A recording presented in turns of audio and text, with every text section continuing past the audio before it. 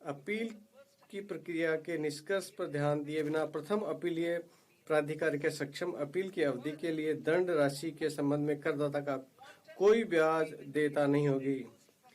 इससे अतिरिक्त पूर्व भुगतान की मात्रा 20% से कम करके 10% की जा रही है और इसकी गणना केवल मुख्य कर मांग पर होती रहेगी।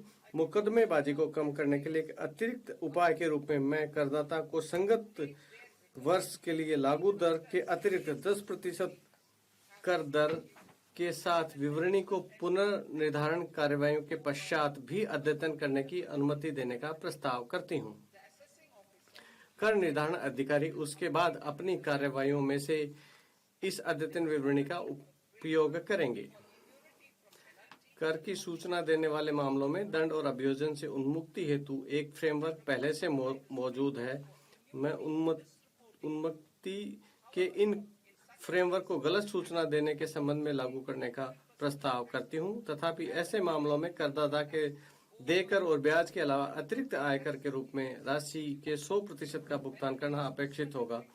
खातों की लेखा परीक्षा कराने में विफलता, अंतरण मूल्य निर्धारण, लेखा परीक्षा रिपोर्ट प्रस्तुत न करने तथा वित्तीय लेन देनों के लिए विवरण प्रस्तुत करने में चूक जैसी कतिपय तकनीकी चूकों के लिए दंडों को शुल्क में परिवर्तित करने का प्रस्ताव करती हूँ।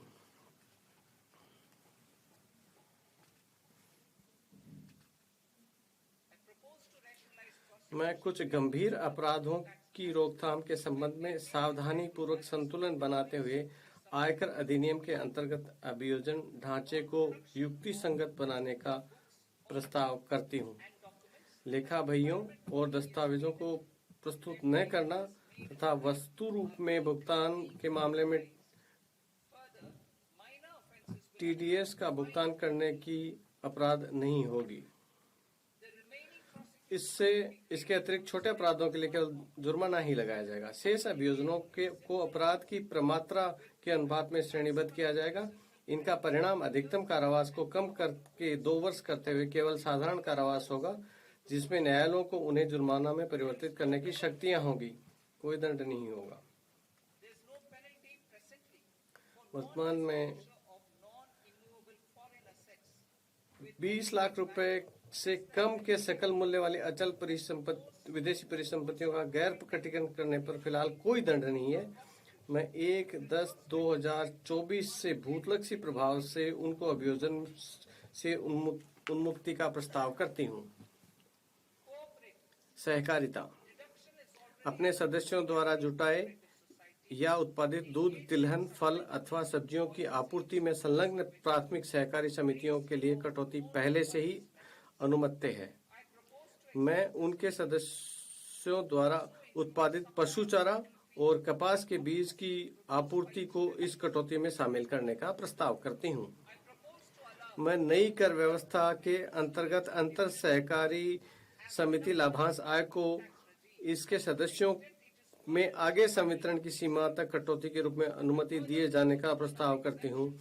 मैं किसी अधिसूचना राष्ट्रीय सहकारी संघ द्वारा दिनांक 31/1/2026 तक कंपनियों में किए गए निवेश पर प्राप्त लाभांश आय पर 3 वर्षों की अवधि के लिए छूट देने का प्रस्ताव करती हूँ। ये छूट केवल तभी प्रदान की जाएगी जब उक्त लाभांश को इसके सदस्य सहकारी समितियों से आगे वितरित किया जाए। भारत के विकास इंजन के रूप में आईटी क्षेत्र को सहायता। भारत सॉफ्टवेयर विकास सेवाओं, आईटी समर्पित सेवाओं, ज्ञान प्रक्रिया आउटसोर्सिंग सेवाओं और सॉफ्टवेयर विकास से संबंधित संविदागत अनुसंधान और विकास सेवाओं के क्षेत्र में वैश्विक अग्रणी है। ये व्यवसाय क्षेत्र एक दूसरे से अभिन्न रूप से जुड़े हुए हैं। इन सभी सेवाओं को उन पर लागू 15.5% के एक समान सेफ हार्बर मार्जिन के साथ सूचना प्रौद्योगिकी सेवाओं की एक सकल श्रेणी के अंतर्गत सम्मिलित किए जाने का प्रस्ताव है। आईटी सेवाओं के लिए सेफ हार्बर प्राप्त करने के लिए सीमा को 300 करोड़ रुपए से पर्याप्त रूप से बढ़ाकर 2000 करोड़ रुपए किया जा रहा है। आईटी सेवाओं के लिए सेफ हार्बर का अनुमोदन एक स्वचालित नियम आधारित प्रक्रिया द्वारा किया जाएगा, जिससे आवेदनों की जांच करने और स्वीकार करने के लिए किसी कर अधिकारी की आवश्यकता नहीं होगी। एक बार किसी आईटी सेवा कंपनी द्वारा इसके लिए आवेदन करने पर कंपनी की इच्छानुसार इसी सेफ हार्बर को 5 वर्ष की अवधि के लिए जारी रखा जा सकता है। मैं अग्रिम मूल्य निर्धारण करार एपीए करने की इच्छुक आईटी सेवा कंपनियों के लिए आईटी सेवाओं हेतु एक पक्षीय एपीए प्रक्रिया को तेज करने का प्रस्ताव करती हूँ, जिसे 2 वर्षों की अवधि के भीतर पूरा करने का प्रयास किया जाएगा। करदाता के अनुरोध पर 2 वर्ष की अवधि को आगे 6 महीने के लिए बढ़ाया जा सकता है। मैं एपीए में शामिल होने वाली कंपनी को उपलब्ध संशोधित विवरणी की सुविधा उसकी संबंध संस्थाओं को भी प्रदान किए जाने का प्रस्ताव करती हूँ।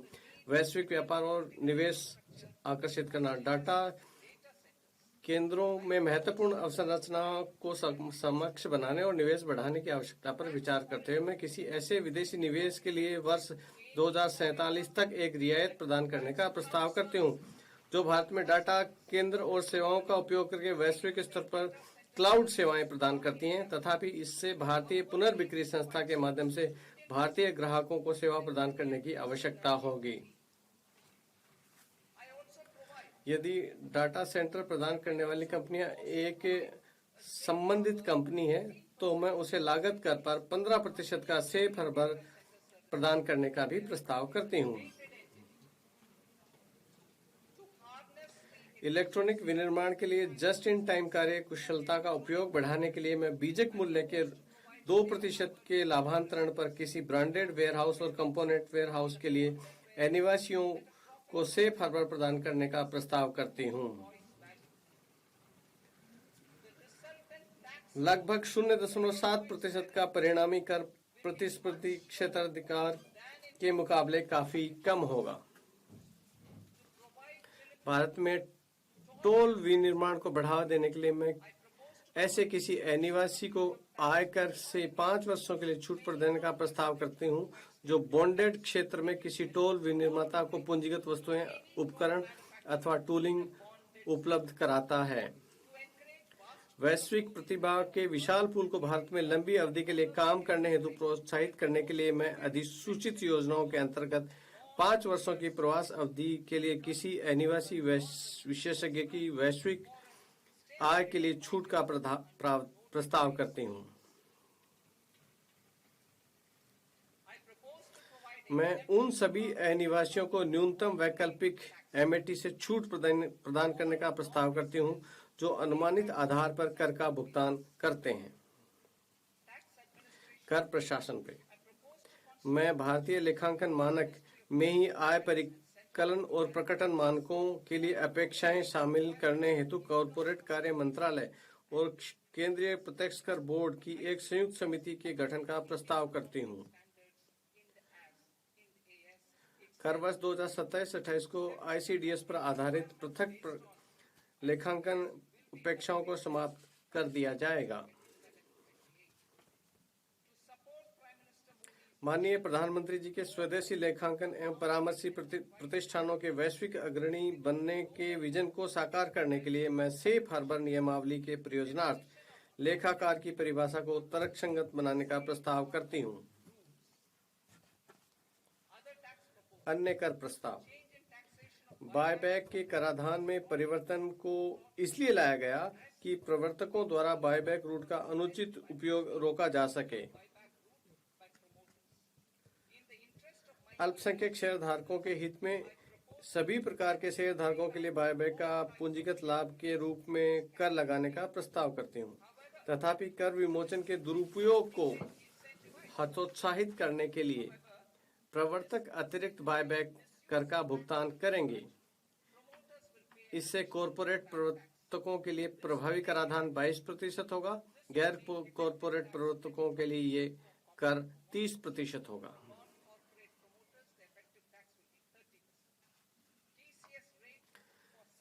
विशिष्ट वस्तुओं नामतः अल्कोहल युक्त लिकर, स्क्रैप और खनिजों के विक्रेताओं के लिए टीसीएस दरों को तर्कसंगत बनाते हुए 2% ही किया जाएगा। तेंदुपत्तों पर दरों को 5% से घटाकर 2% किया जाएगा।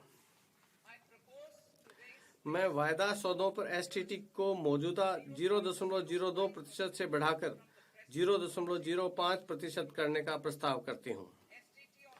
ऑप्शन प्रीमियम और ऑप्शन कार्यकलाप दोनों पर एसटीटी को मौजूदा क्रम से 0.1% और 0.125% से बढ़ाकर 0.15% करने का प्रस्ताव है। हमने वर्ष 2019 में कॉरपोरेट के लिए कराधान परिदृश्य में सुधार किया था, जिसमें कम कर दरों के साथ उनको सरलीकृत व्यवस्था उपलब्ध कराई गई ताकि वे कटौतियों और छूट का दावा करने की बजाय कारोबार पर समुचित ध्यान केंद्रित कर सकें। कंपनियों को नई व्यवस्था में स्थानांतरित करने के लिए प्रोत्साहित करने हेतु कंपनियों को आगे लाई जाई गई मैट क्रेडिट को समायोजित करने की अनुमति केवल नई व्यवस्था में दिए जाने का प्रस्ताव है। नई व्यवस्था में उपलब्ध मैट क्रेडिट का उपयोग करके समायोजन कर देयताओं को 1/4 की सीमा तक की अनुमति दिए जाने का प्रस्ताव है। मैट को अंतिम कर बनाए जाने का प्रस्ताव है, इसलिए 1 अप्रैल 2026 से कोई क्रेडिट संचय नहीं होगा। इस परिवर्तन के अनुरूप 15% की मौजूदा मैट दर को कम करके 14% किया जा रहा है। 31 मार्च 2026 तक संचित करदाताओं को आगे लाई गई मैट क्रेडिट उपरोक्त अनुसार उनको समायोजन के लिए उपलब्ध रहेंगे। अब आती हूँ अप्रत्यक्ष करों पे। अब मैं अप्रत्यक्ष करों से संबंधित प्रस्तावों पर आती हूँ। सीमा शुल्क और केंद्रीय उत्पाद शुल्क के लिए मेरे प्रस्तावों का लक्ष्य प्रशुल्क संरचना और सरल बनाना, घरेलू विनिर्माण को सहायता देना, निर्यात प्रतिस्पर्धात्मकता को प्रोत्साहित करना और शुल्क को प्रतिलोम को ठीक करना है। लंबे समय से चले आ रहे सीमा शुल्क छूटों को समाप्त करने को जारी रखते हुए मैं भारत में विनिर्मित हो रहे मदों अथवा जहां आयात न करने वहां पर कतिपय कूटों को हटाना चाहती हूं। इसी प्रकार किसी विशेष मद पर लागू शुल्क की दर का निर्धारण करने की प्रक्रिया और सरल बनाने के लिए मैं प्रशुल्क अनुसूची में ही विभिन्न सीमा शुल्क अधिसूचनाओं में कतिपय प्रभावी दरों को शामिल करने का प्रस्ताव करती हूं। अब मैं क्षेत्र विशिष्ट प्रस्तावों की चर्चा करूंगी।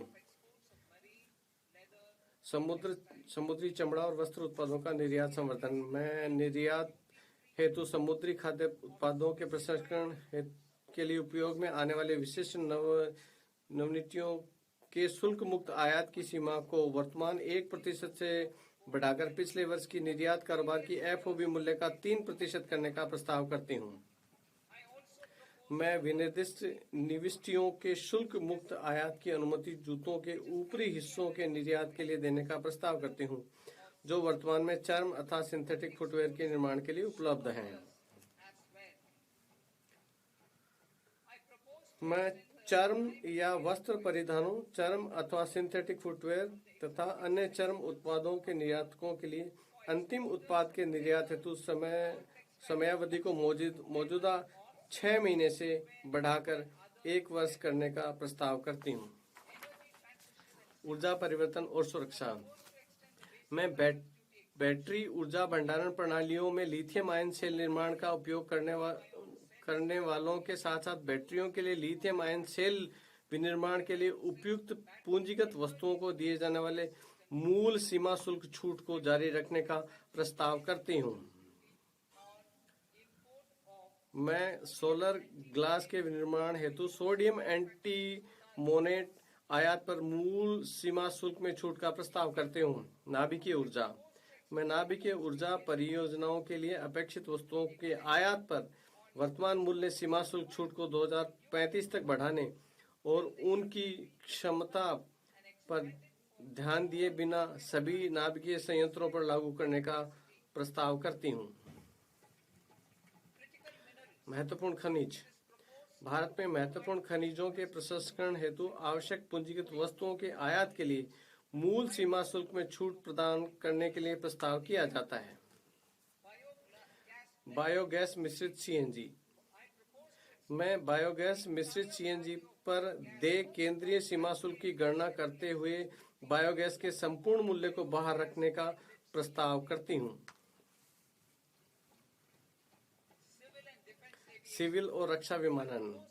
मैं सिविलियन प्रशिक्षण और अन्य एयरक्राफ्ट के विनिर्माण के लिए अपेक्षित घटकों और पुर्जों पर मूल सीमा शुल्क में छूट का प्रस्ताव करती हूँ।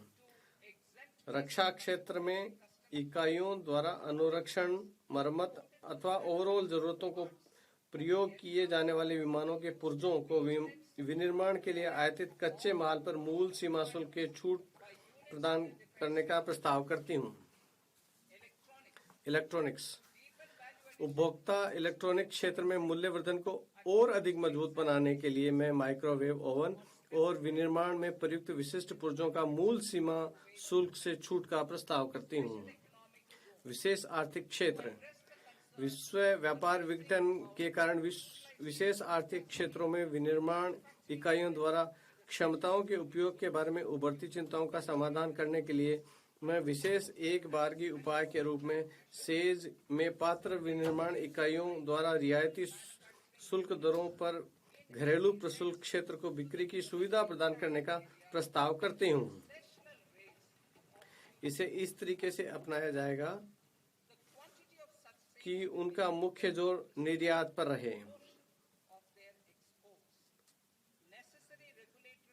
डीटीए में कार्यरत इकाइयों के लिए समान अवसर सुनिश्चित करते हुए इन उपायों को प्रचलात्मक बनाने के लिए आवश्यक विनियामक संशोधन किए जाएंगे। जीवन जीने की सुगमता। निजी उपयोग के लिए आयातित वस्तुओं हेतु सीमा शुल्क संरचना को युक्तिसंगत बनाने के लिए मैं निजी उपयोग के लिए आयातित सभी शुल्क योग्य वस्तुओं पर प्रशुल्क दर को 20% से कम करते हुए 10% करने का प्रस्ताव करती हूँ। रोगियों, विशेष रूप से कैंसर से पीड़ित रोगियों को राहत देने के लिए मैं 17 औषधियों अथवा दवाओं पर मूल सीमा शुल्क में छूट का प्रस्ताव करती हूँ। मैं उनके उपचार में प्रयुक्त औषधियों, दवाओं और विशेष चिकित्सा प्रयोजन खाद्य के निजी आयातों पर आयात शुल्क से छूट देने के लिए प्रयोजनार्थ 7 अतिरिक्त असाधारण रोगों को जोड़ने का प्रस्ताव करते हूँ। सीमा शुल्क प्रक्रिया। विकसित भारत और हमारी महत्वाकांक्षाओं के अनुरूप वैश्विक व्यापार में भारत की भूमिका और हिस्से में व्यापक वृद्धि होने वाली है। मैं इस संबंध में सीमा शुल्क प्रक्रियाओं के लिए कई उपयोगों का प्रस्ताव करती हूँ ताकि वस्तुओं के सुगम और त्वरित संचालन तथा व्यापार में अधिक निश्चितता के लिए कम से कम हस्तक्षेप हो। विश्वास आधारित प्रणालियां। मैं टीयर 2 और टीयर 3 प्राधिकृत आर्थिक प्रचालकों, जिन्हें एईओ कहा जाता है, के लिए शुल्क स्थगन अवधि को 15 दिन से बढ़कर 30 दिन का करने का प्रस्ताव करती हूँ। मैं पात्र विनिर्माताओं, आयातकों को समान शुल्क स्थगन सुविधा उपलब्ध कराने का प्रस्ताव करती हूँ। इससे उन्हें नियत समय पर पूर्ण टीयर 3 एईओ के रूप में अपना प्रत्यायन प्राप्त करने के लिए प्रोत्साहन मिलेगा। अधिक निश्चितता और बेहतर व्यवसाय आयोजना उपलब्ध कराने हेतु मैं सीमा शुल्कों पर बाध्यकारी अग्रिम नियम की वैधता अवधि को वर्तमान 3 वर्ष से बढ़ाकर 5 वर्ष करने का प्रस्ताव करती हूँ।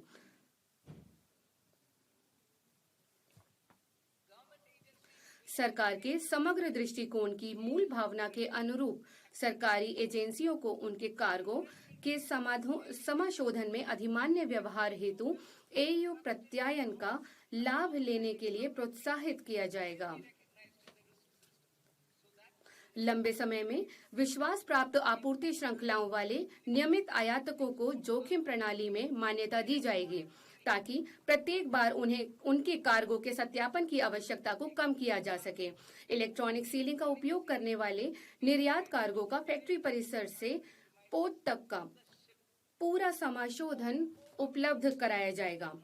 उन वस्तुओं के आयात जिनके लिए किसी अनुपालन की आवश्यकता नहीं है, विश्वस्त आयातक द्वारा प्रवेश बिल दायर करने और वस्तुओं के आगमन पर सीमा शुल्क को उनके समाशोधन की औपचारिकताओं पूरी करने के लिए स्वतः सूचना मिल जाएगी। इससे वस्तुओं के आगमन के तत्काल बाद निर्मुक्त किए जाने को सक्षम बनाया जा सकेगा। सीमा शुल्क भंडारण फ्रेमवर्क को स्व प्रकटन, इलेक्ट्रॉनिक ट्रैकिंग और जोखिम आधारित लेखा परीक्षा के साथ एक भंडार संचालक केंद्रित प्रणाली में बदला जाएगा। ये सुधार अधिकारी पर निर्भर अनुमोदनों की वर्तमान प्रणाली को हटाएंगे और इससे लेन देन विलंबों और अनुपालन लागतों में कमी आएगी। व्यापार करने की सुगमता। विभिन्न सरकारी एजेंसियों से कार्गो समाशोधन के लिए अपेक्षित अनुमोदनों की प्रक्रिया को इस वित्त वर्ष के अंत तक एकल और परस्पर जुड़े हुए डिजिटल विंडो के माध्यम से निर्बाध बनाया जाएगा। खाद्य, औषधि, पौध, पशु और वन्य जीव उत्पादों जो निषिद्ध कार्गो का 70% होता है के समाशोधन में शामिल प्रक्रियाओं को अप्रैल 2026 तक प्रचालनात्मक बना दिया जाएगा। जिन वस्तुओं के लिए कोई अनुपालन अपेक्षा नहीं है, उन वस्तुओं को आयातक द्वारा ऑनलाइन पंजीकरण पूरा करने के तत्काल बाद सीमा शुल्क द्वारा शुल्क के भुगतान के अध्ययन समाशोधित किया जाएगा।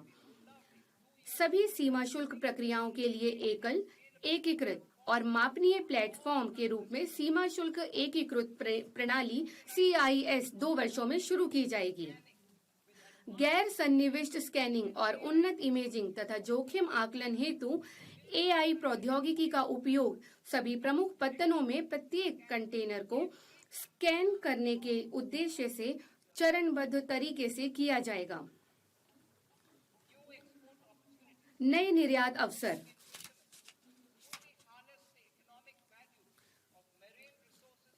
हमारे क्षेत्रीय जल क्षेत्र के बाहर समुद्री संसाधनों के आर्थिक मूल्य का पूर्ण रूप से दोहन करने के लिए भारतीय मछुआरों की सहायता के लिए निम्नलिखित उपाय किए जाएंगे। क, विशिष्ट आर्थिक क्षेत्र EEZ अथवा बीच समुद्र में मछली पकड़ने वाले भारतीय नौकाओं द्वारा पकड़ी गई मछली को शुल्क मुक्त किया जाएगा।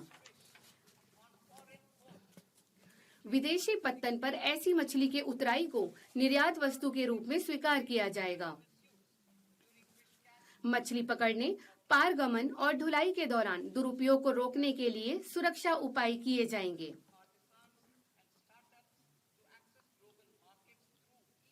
ई-कॉमर्स के माध्यम से वैश्विक बाजारों में पहुंच के लिए भारत के छोटे व्यवसायों, कारीगरों और स्टार्टअप की आकांक्षाओं को सहायता प्रदान करने के लिए कुरियर निर्यातों पर प्रति खेप 10 लाख रुपए की वर्तमान मूल्य सीमा को पूरी तरह हटाने की घोषणा करते हुए मुझे हर्ष हो रहा है। इसके अलावा ऐसी खेपों की पहचान के लिए प्रौद्योगिकी के प्रभावी उपयोग से अस्वीकृत और वापस लौटाई गई खेपों के प्रबंध में सुधार किया जाएगा। जीवन जीने की सुगमता। यात्रियों की वास्तविक चिंताओं का समाधान करने के लिए मैं अंतर्राष्ट्रीय यात्रा के दौरान सामान निकासी को शासित करने वाले प्रावधानों के संशोधन का प्रस्ताव करती हूँ। संशोधित नियमों से वर्तमान समय की यात्रा संबंधी वास्तविकताओं के अनुरूप शुल्क मुक्त भत्ते में वृद्धि होगी और अंदर लाई गई आधा अथवा बाहर ले जाई गई वस्तुओं की अस्थायी ढुलाई में स्पष्टता आएगी। ऐसे ईमानदार करदाता हैं जो उनके सभी बकायों का भुगतान करके विवादों का निपटान करने के इच्छुक होते हैं, किंतु वे दंड से जुड़ी नकारात्मक भावनाओं के कारण ऐसा नहीं करते हैं। अब वे दंड के बदले में अतिरिक्त राशि का भुगतान करके अपने मामले बंद करने में सक्षम होंगे। माननीय अध्यक्ष महोदय, इसके साथ ही मैं यह बजट इस गरिमामयी सदन के समक्ष रखती हूँ। जय Hind.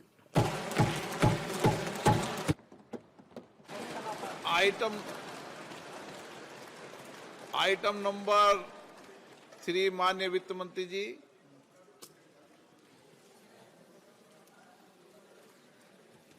Item number 2, sir. 3। Sir, with your permission, I rise to lay on the table of the.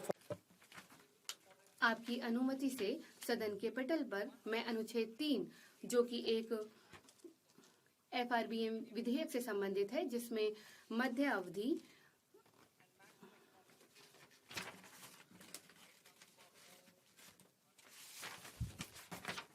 आपकी अनुमति से मैं आपकी अनुमति से जो वित्त विधेयक 2025-26 है उसके आपके सामने रखती हूँ।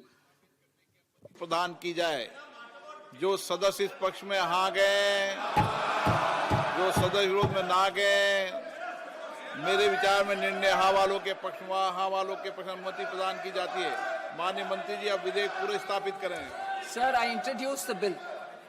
मैं विधेयक को पुनर्स्थापित करती हूँ। सदस्यगण, आपको सूचित किया जाता है कि माननीय वित्त मंत्री जी के बजट भाषण की कॉपी पब्लिकेशन काउंटर पर ली जाती है। बजट भाषण और बजट से संबंधित दस्तावेज आपके मोबाइल फोन और मेंबर पोर्टल्स पर ही उपलब्ध है। सभा की कार्रवाई कल सोमवार दिनांक 2 फरवरी 2026 को प्राप्त 11 बजे तक के लिए स्थगित की जाती है।